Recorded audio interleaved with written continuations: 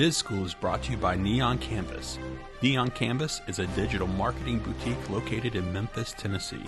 To learn more about Neon Canvas, visit neoncanvas.com.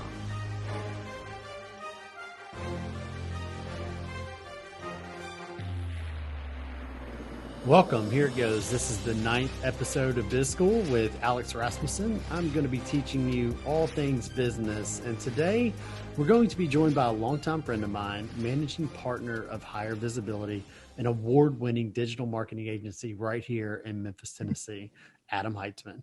We're going to talk today about search engine optimization, online advertising, and turning leads into customers.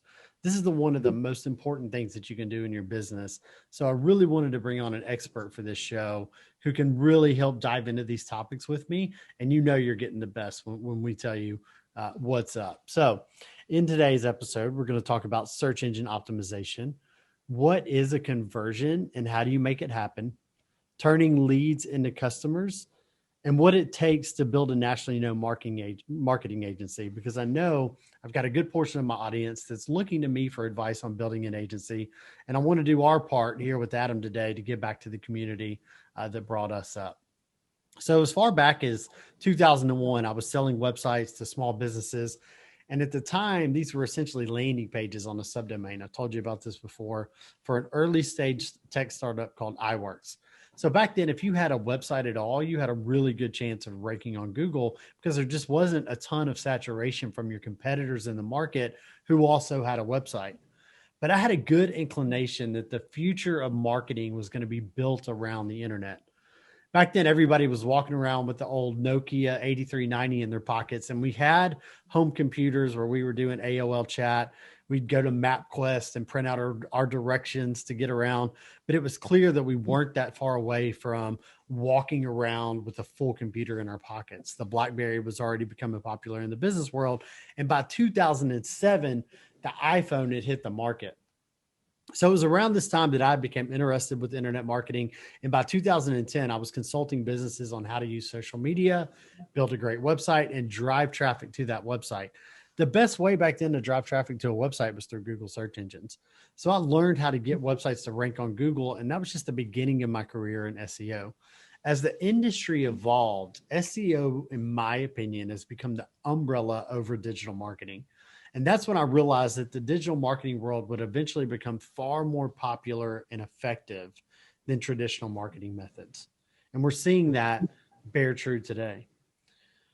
As I was just getting started in this digital marketing world, Adam was already knee deep in building his digital marketing agency, which at that time been listed on Inc.'s list of fastest growing companies. I'm going to want to go ahead and bring in Adam here, and we're going to talk just a little bit about him growing that company. So Adam has also been named by Forbes as a top 15 SEO guru that you should know in 2015, and has also been named top 25 extraordinary SEOs in 2013 by the Search Engine General. So Adam, let's get in and talk about the nitty-gritty details of search engine optimization. I'd love to start here by you just telling me a little bit about your background. Well, sure. Alex, thanks again. Appreciate the invite. I'm excited to be here. Just a little brief background. So I got my start right out of college, came to work for a business actually located here in Memphis, Tennessee. And it was called Nationwide Card Services. Essentially, they were an affiliate network. And so we were essentially the middleman between, the largest financial institutions in the world, really. I mean, Chase, American Express, Citibank, you name it. We had a relationship directly with those main publishers. And so our job was really to go out and recruit and identify affiliates, individual website owners on the web that could push leads through these financial institutions, whether it's credit cards, loans, checking accounts, savings accounts, you name it.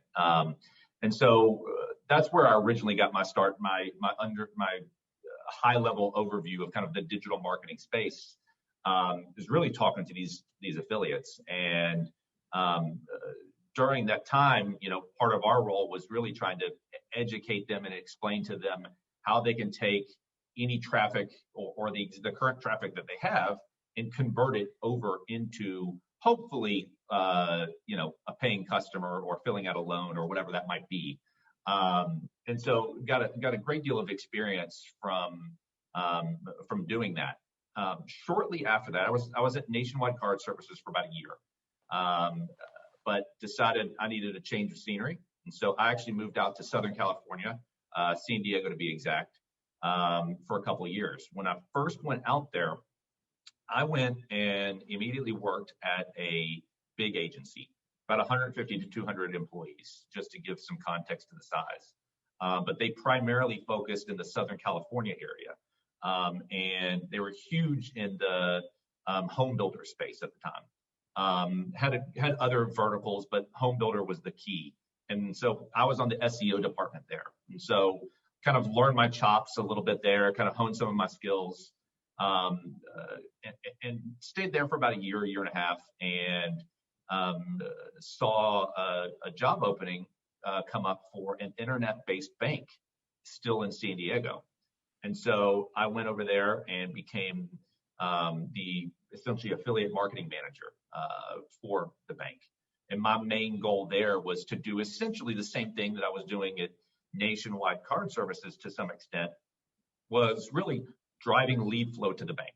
How could we increase our deposits, our loans, you name it. And so a portion of that, outside of running the affiliate, I started kind of doing more of the SEO for the bank, working on the paid search side, really trying to do anything I could to drive, more revenue for the bank, more deposits for the bank. And I ended up actually being promoted to CMO, which was kind of a shock to me at the time. They were a publicly traded internet-based bank. At the time, they were called Bank of Internet. They're now called Axios Bank. And so they've changed a little bit since that back then. But stayed there for probably about a year, and just kind of started getting that itch to come back home. Missed the family and friends, and so came back to Memphis. And upon coming back, I went and worked back at Nationwide Card Services. But during that time I was away, they'd been acquired by Bankrate.com. So anybody who's familiar with the financial space on the web, Bankrate.com is one of the largest financial portals out there. And so we were able to kind of, I kind of came back and was actually a product manager. And so really started to learn kind of the ins and outs of the business concepts at that point, still while managing kind of our internal properties, trying to drive leads and traffic through our internal properties as well. The Bankrate ended up acquiring our largest competitor, creditcards.com.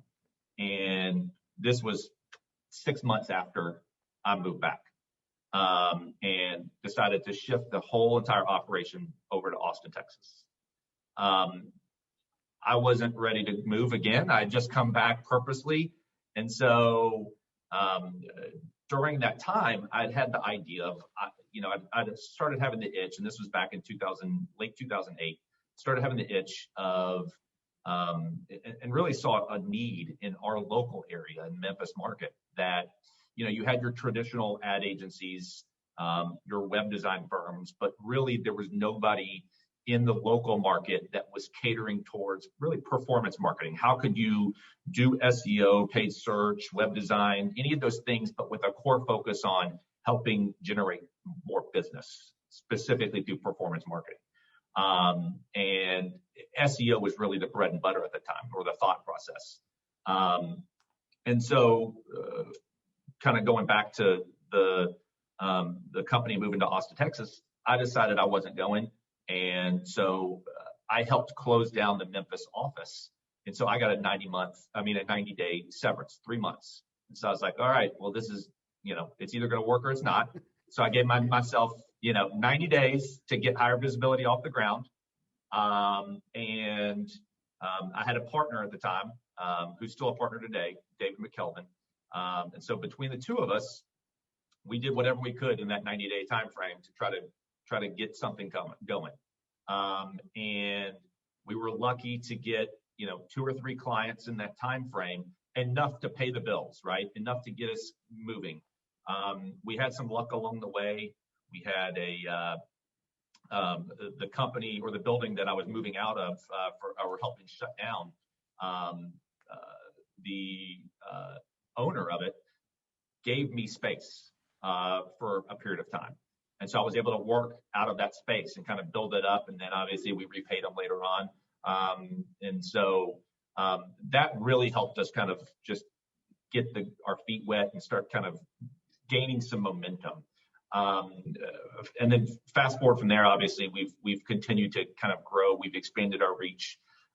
Ultimately, we thought we would be a local Memphis only agency focusing on Memphis businesses, simply because, if you're from this area, we're a small town with a big city with a small town feel, right? And so the first thing you do when you talk to businesses or around this area, they ask where you went to high school, or something along those lines, right? And so we felt like, having grown up here, we would be able to generate, local clientele that way.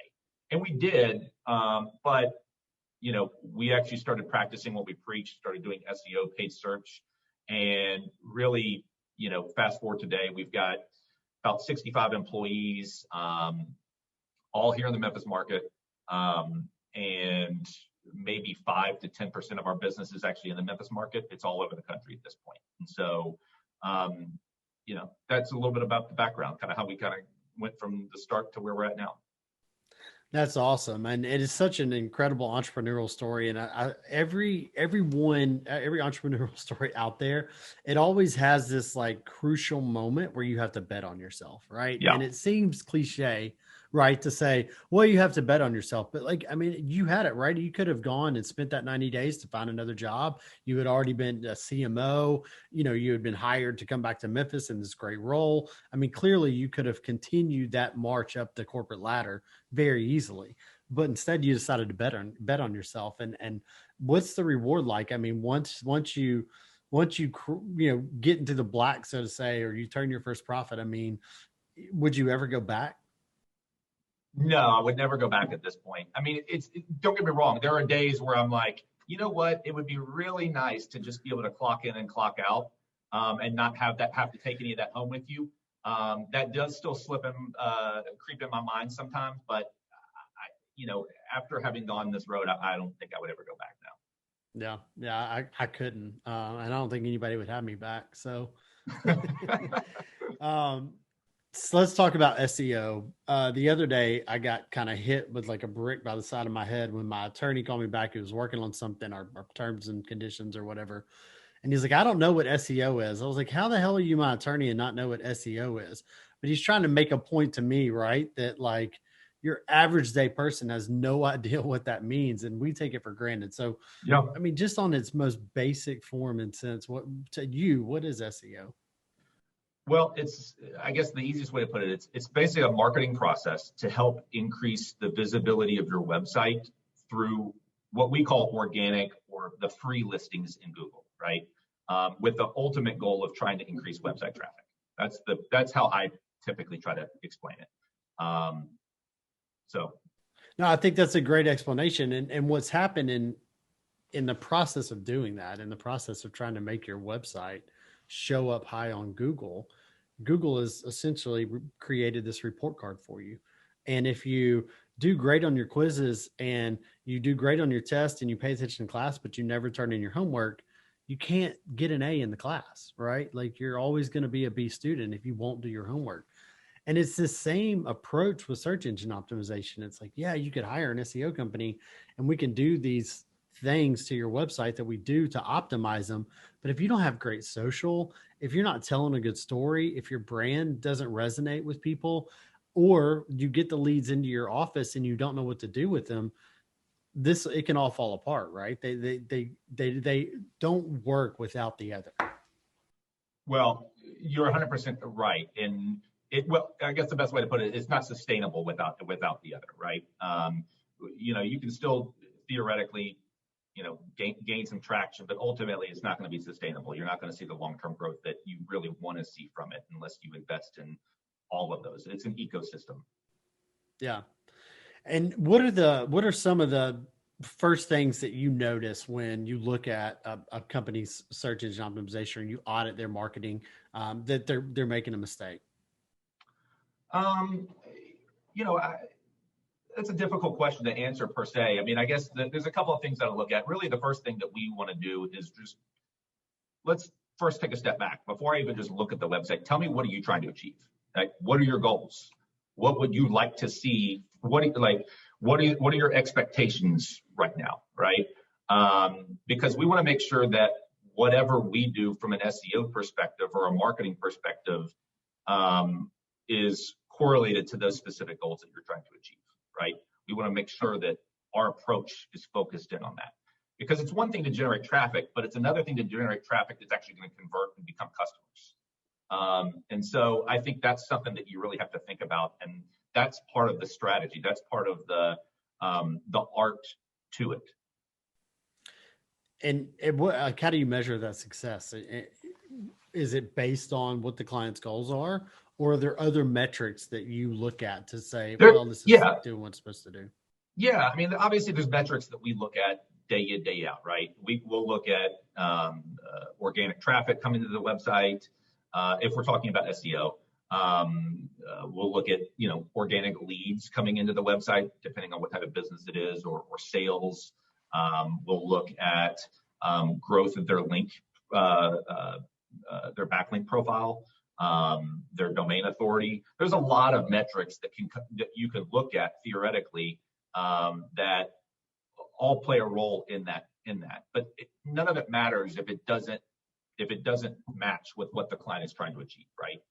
We might think it's important, but if they've told us that it's this, then that helps us validate that our work is working. But ultimately, if this is what their goal is, we need to make sure that we keep an eye on that. Yeah, and I mean, that's one of the big things I preach when I talk to my clients about looking at marketing success and ROI is, in order to measure your return on your investment, there's a couple things you need to know. The first is you need to know what your revenue looks like. How many new clients did you bring in this month? How much new revenue did you bring in? You need to have those numbers at your fingertip on a regular basis. We can tell you how much money you're spending, and we can show you what your lead volume looks like, and we can show you how many people raise their hand to talk to you, but we don't know if you called on them. We don't know what happens a lot of times once that lead gets kicked over to the client. And these leads can come from all different places. We've talked about search engine optimization, but Adam, you can also buy these leads right from Google, right? Yeah. So how do you talk to your clients about what happens once the lead comes in? What happens in that process between you getting that lead and them actually becoming a customer? Well, I mean, I guess I always try to put myself in the shoes of the client as much as I possibly can. I mean, I can speak better about like our process, about how we go through that as well, and I can touch on that too. But when we're talking to a client, I mean, I think the key really is just trying to understand. Like I said, I mean, so like let's use higher visibility example, right? So lead comes through, and we've built out processes and for our entire business to kind of flow through. And so there are plenty of times where we've talked to clients and we can show that lead volume's coming through, but they're telling us that, hey, we're not getting sales from it. Well, that's where we have to kind of dive a little bit deeper and ask some of those questions you're asking about, right? Because is it the quality of the lead that maybe is not there, which that very well could be true, or is it that you're not following up with it? Do you not have the back end processes in place to accommodate, especially if it's a lead type business, right? And there's a lot of components that you have to think through. And so, it really just comes down to just discussions with the client, trying to get a better understanding of like, what does their process look like once a lead comes through? And then trying to provide guidance as much as we can. I mean, listen, at the end of the day, most of the time, our job is to bring the horse to the water. we can't make it drink, right? And that's ultimately, that's a partnership. And what we want to do is when we talk to clients, when they're coming on and they're initially starting that conversation with us, we say, listen, if you're looking for just a doer, we aren't that people. We aren't those people for you. Okay. This is a partnership. It needs to work in both sides. So I'll be more than happy to, our job is to help you, grow that traffic, increase that lead flow. But in order for you to get the biggest value out of it, providing that insight to us so that we can give strategic recommendations on how you can further improve maybe your internal process to ensure that those clients or those leads are becoming customers is a huge component of this. Because otherwise, it's just going to be a churn and burn type of situation, and no one wants that. Exactly. And so, when you think about your sales funnel, you've got this big funnel at the top, and your job of your marketing agency and yourselves and the people in your marketing organization is to fill up that funnel is with as much as you can get, because the law of averages tell you that the more you fill up the funnel, the more that's going to come out the bottom. But what you can't do is you can't be poking holes in your funnel all the way, right? So if you got a lead that came in at 12:30 today that is interested in your services and you call them back tomorrow, what are your chances of converting that lead? I can tell you that you've dropped your chances by 10 times of the person that called that lead right back within a couple of minutes, because when they filled out that form on the website, they're ready to buy from you oftentimes, and they may be shopping you as well. So if you waited to get back to them, let's say you wanted a new pool, and by the time you call them back tomorrow, you've already gotten they've already gotten 2 other bids from 2 other pool contractors. Yeah, you might still have a shot to come out there and do it, but you're way behind the 8 ball now. So this is one of the things that we talk to our clients. The most important things you can do is as soon as that lead comes in, you need to reach out to them. You need to have some automated systems that say, hey, we got your information. We're super excited to talk to you. Here's a recent blog post or a recent video from our owner, that's on topic. And then you need to be calling that person, getting them in and as soon as possible, or else all this work that you do for search engine optimization and buying ads and social media is all for naught if you don't have those good processes in place. Going back to some of the nuts and bolts about search engine optimization, back in the day, it felt like you could write some page titles, fill out some meta descriptions, turn on some directories, create a few links, and like you were good to go. Yeah. It's not really like that anymore. I mean, the local landscape changes, the national landscape changes, content at some point between 2012 and now has become, the king of all search rankings. So, what type of approach is it all of the things? What should people be doing if they're trying to figure out how to optimize their website and they don't have the money to hire a Hire Viz or a Neon Canvas? What can they do on their own to move the needle? Well, you've made some great points there, right? So, depending on what vertical you're in, it can be extremely difficult, right? Obviously a couple of things that I would probably, initiate or start off with, really just do some basic on-page optimization. I mean, that's always going to add some value to you. I think that even taking a step back, right? If I were starting a business now, particularly if I'm like a service business that is focused on leads, I think, your web presence, like the actual website itself, is crucial. That you're not just going out there and getting a $99 website, right? The look and feel is crucial, because ultimately that is your brand, right? And so it needs to look trustworthy. You also have to think about the conversion funnel, right? Put yourself in the shoes of the consumer. Is your contact form or your call to action, is it visible? Is it above the fold? Is your phone number present? Particularly like if you're let's just say an HVAC, right? Where you're doing emergency services, your phone number better be plastered, right above the fold, very easy to find. Ideally you'd have some form of social proof, whether that's testimonials or case studies, to validate yourself in the market. All of those things are elements that you should probably have or try to have before you even go down the SEO road. Because if you're lucky enough to see some traction gained from SEO, and you start getting traffic coming to it, having those components in place now will be huge and to ultimately meet your long-term goal of generating more customers, right? So I would focus on that piece first. When we're talking about SEO, yeah, I mean, I think some of the things that you talked about, it's really, having basic on-page optimization, a very clean, structured architecture of your website would be super important. Enough content to support the theme of each of your different pages. If I were just starting off and budget were a concern, then get yourself listed in some of the free directories and things out there that are of decent quality. Whether it's a Yelp or something along those lines, like you could easily identify that as if you were to Google kind of your service plus city, and you see kind of those local directories that tend to perform pretty well.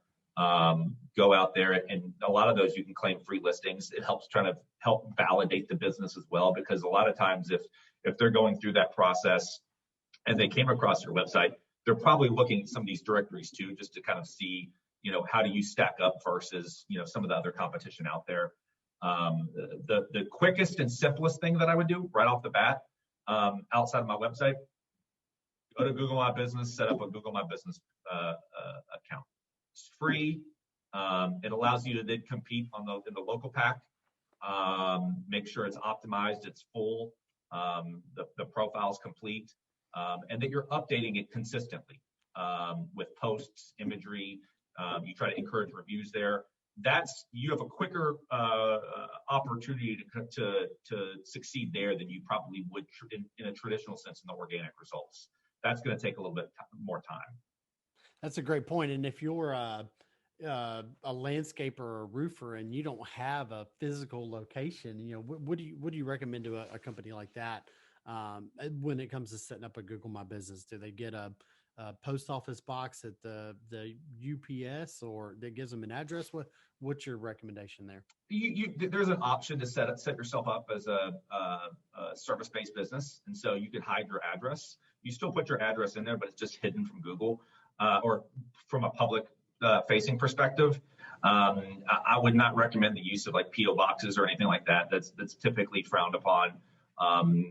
It might work for a short period of time, but it might ultimately get suspended.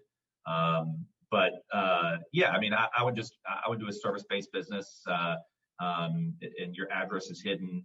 And like I said, really focus on, if you can, generating some initial quick reviews and making sure your profile is complete. Those are some quick, simple things that you can do on a budget that really the only cost is time.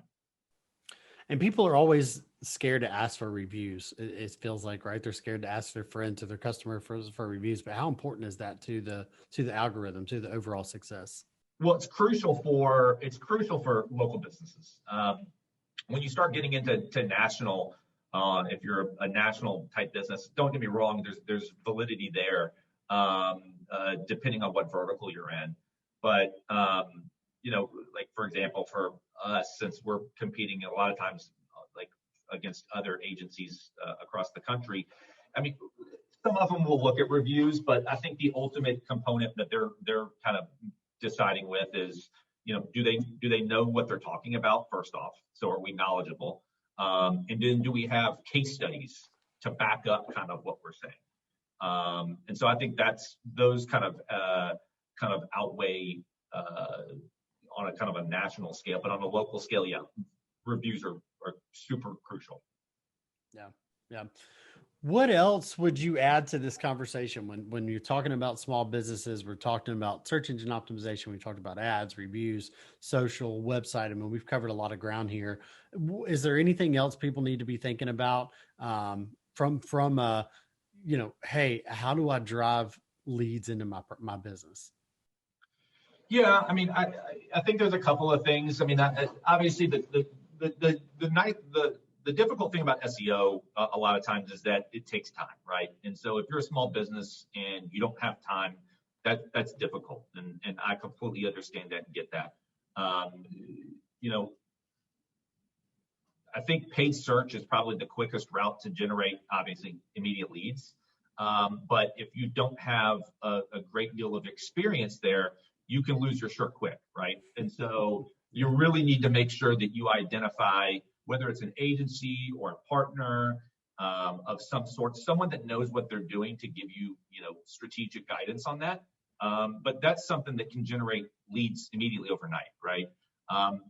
One of the, like, if you have the budget, then if I were starting a small business today, I would more than likely start with some component of either paid ads or paid social ads, honing in on my target audience to try to drive immediate business, all while still doing SEO, knowing that SEO is going to take time, right?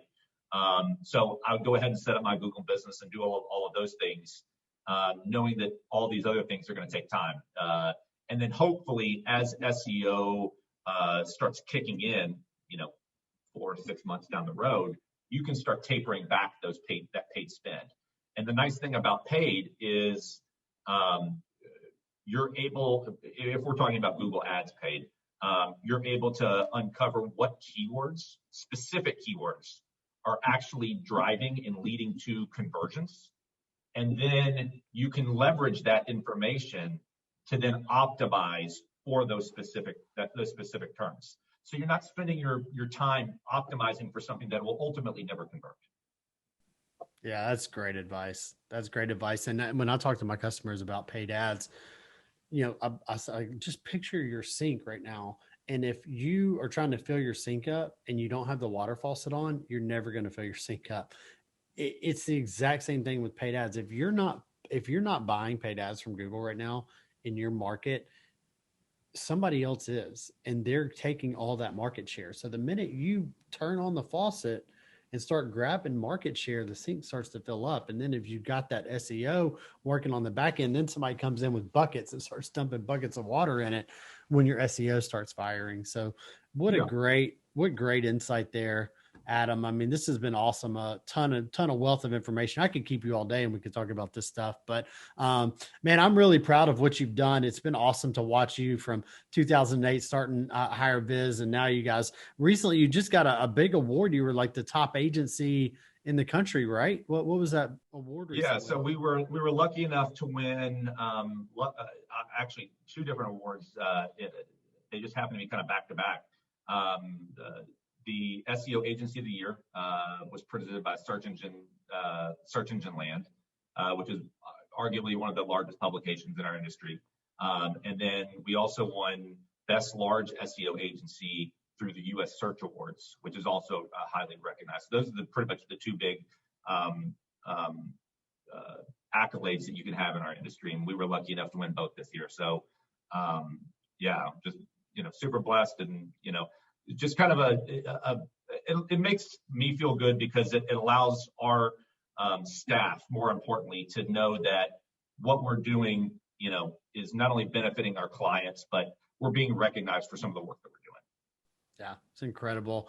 Kudos to you, my friend. I always like to end the show with something a little bit fun. I call it 3 things. And here's what I do. I want you to choose. I'm going to give you 3 things. You're going to have to choose one you want. You're going to have to discard one. You just throw it away. You can't do anything with it. And then one you've got to give away. So I always try to make this tough on my guests. So let's see how you handle it. So one of them I give to everybody, which is $1 million. So you got $1 million. For you, I chose ownership of the Grizzlies because you're a great basketball player in your own right. I don't know how many people know that about Adam. Incredible basketball player. And the third one is eternal life on earth. So you can run your business forever and make all the money in the world. So you got 3 things to choose from there. You got to pick one, discard one, and give them away. $1 million, ownership of the Grizzlies, eternal life on earth.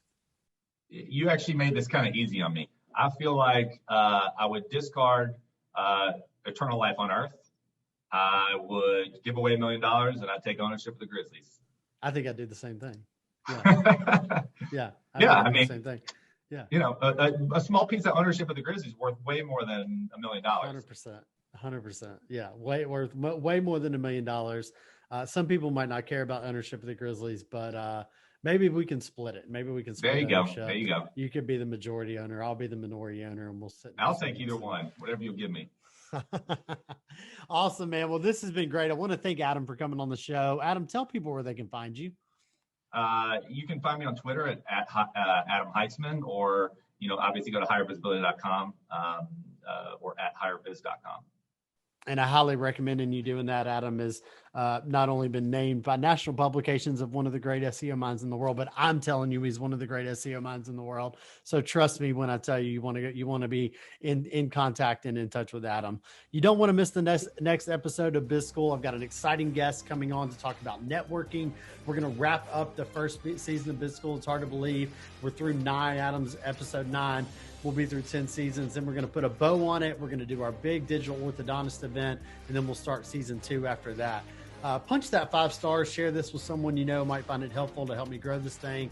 That's all for today's show. I hope you enjoyed it.